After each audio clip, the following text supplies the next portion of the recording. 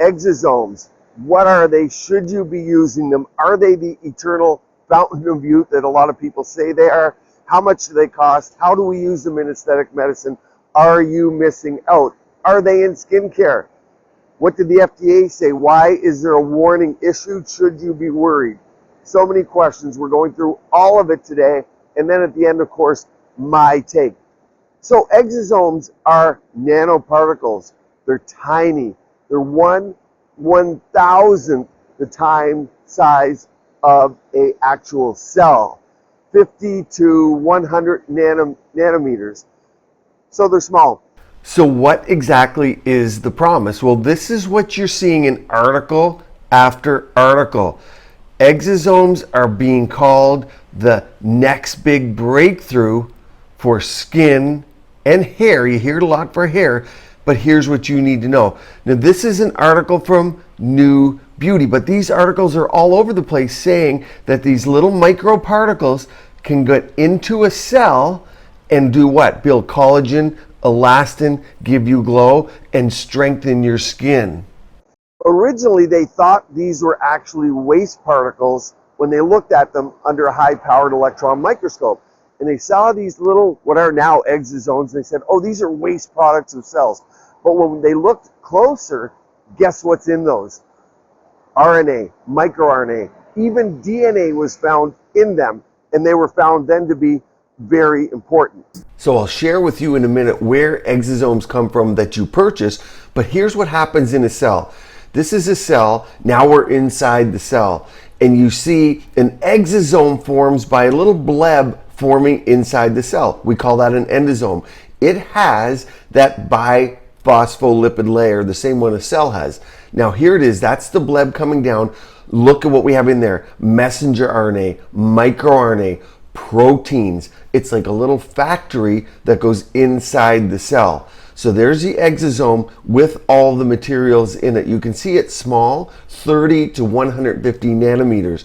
Now, this then leaves the cell. That's called an exosome. So we had an endosome, now we have the exosomes. They leave the cell. You can see how small they are relative to the cell. They are now the messengers. Think of these as little factories that can build new things and affect this, which is a cell or the target cell. What do we want? We want new skin, we want collagen, we want elastin, and we want regenerative capabilities. Now imagine if that exosome came from a cancer cell, however, it would have bad messenger response. However, we want anti-inflammatory response. How often do I talk about inflammation and inflammaging?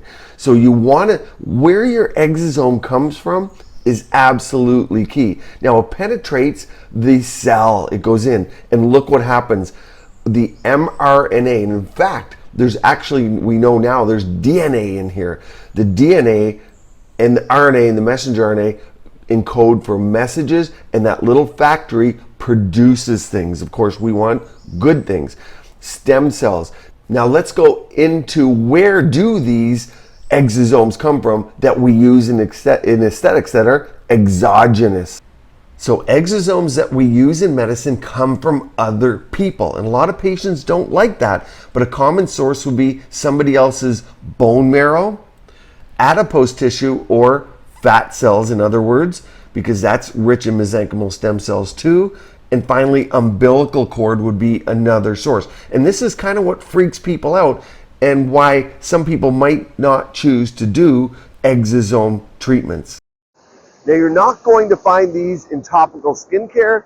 You're not going to find them ingested in a nutri-cosmetic. These are products that are microneedled in or injected, or even in some cases regenerative medicine, they're used by way of IV. One thing to keep in mind from a marketing point of view, you'll see, oh, in this little vial is 3 billion exosomes. There's no data on how many we need. In fact, it's likely much less than that. But people market and say, we have so many exosomes in there, that's why we're charging so much money. And the marketing here is crazy. But really, the more important thing to look at, if you want to be true about it, is the quality of the exosomes, because there are good ones and there are bad ones. There are exosomes that are pro-inflammatory, and there's ones that are anti-inflammatory. So just by having all the exosomes is not good. Cancer cells also produce exosomes, obviously bad ones. So which ones you get in that bile, what you have in there is very important. You see, this adds to the unknowns. So what do the clinical trials say? Well, look here. At present, in the aspect of medical aesthetics, only 3 studies are based on the clinical trial registration related to wound healing of exosomes. The clinical trials of exosomes in anti-aging inhibition of, I know you're concerned with this stuff, hyperpigmentation, hair loss, a huge one, have not yet been reported. Look here, previous studies have found that exosomes from serum can accelerate the healing of skin wounds. Therefore, a trial is currently underway in which autologous exosomes from the plasma will be applied to the ulcer of participants every day for 28 days. So the issue here is it's very hard to study aesthetics because you're taking healthy people and exposing them to RNA and DNA in these exogenous exosomes from these labs, which in many cases, who knows what. And remember, there's so many compounding variables because people get different sun exposure, they have different genetics, different aging rates, and you got to take people off of their fillers, Botox, and skin creams so that you have a clean canvas and not a lot of confounding variables. So there are no studies, if you know of one or have one, human, prospective, placebo-controlled studies, send it to me. I'm happy, of course, to look at it. So are these FDA approved? Are any exosomes FDA approved? The FDA has not approved any exosome products for any uses. The FDA regulates stem cells and exosome products in the United States. Some clinics may falsely advertise that it is not necessary for the FDA to review and approve their stem cell therapies. Well, what's my take? Well, I do not use exosomes, and here are the reasons why. In the manufacturing process, synthetics are used, culture, media. The other problem is I think there's variability for the source. So from the person in which they take these from, there's variability. They come from different parts of the world. A lot of people are price shopping. There's a lot of marketing.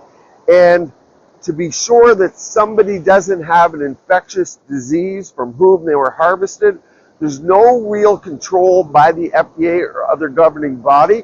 And that makes me uncomfortable. But here's the real reason, other than expense as well. They're very expensive. We have your own blood. You have your own blood draw. In your blood is 1% mesenchymal stem cells.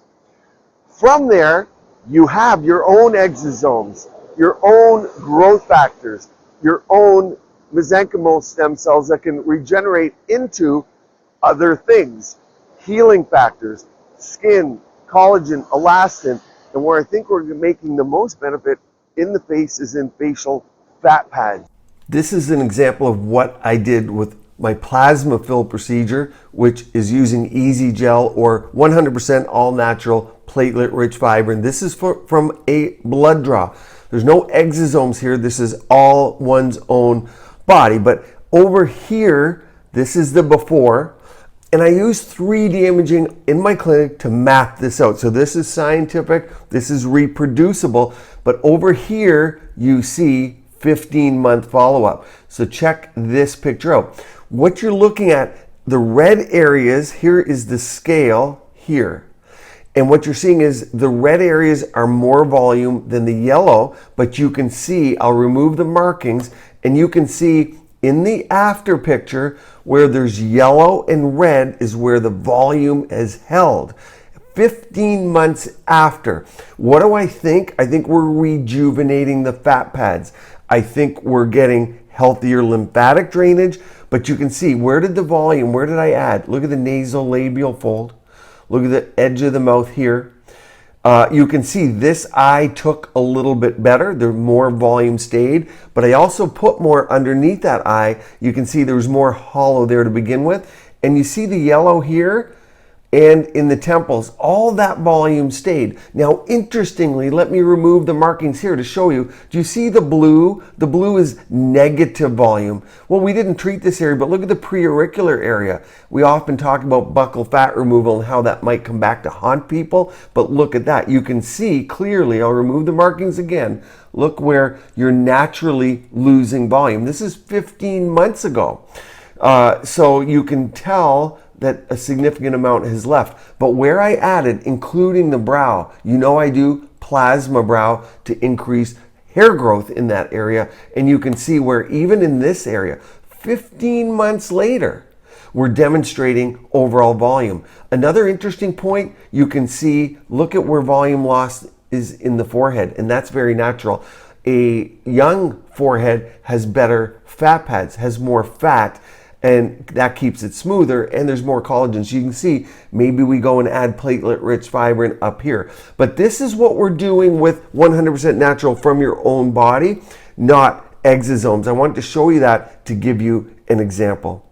Regenerating and rejuvenating facial fat pads is the holy grail, because what happens in facial aging is you lose fat pads, and of course, you get sag because displacement of that fat occurs because the ligaments relax. And so in that sense, I think PRF, platelet-rich fibrin, is better. And keep in mind, you can also make a gel form with that. You can heat it up so you get immediate filler-like effect. So for those reasons, I much prefer your own blood. You know what's in it. You're not getting somebody else's material, potentially genetic material, or infectious disease risk. One thing is clear, this does seem to have the promise to shape the future of medicine. I'm not saying that there isn't promise or that this isn't something to pursue. It absolutely is. The question is timing and when you want to dive in. Are you using exosomes? Do you like them? Stay tuned here. Keep your skin and body beautiful, healthy, and vibrant. Hope you're enjoying the view this morning.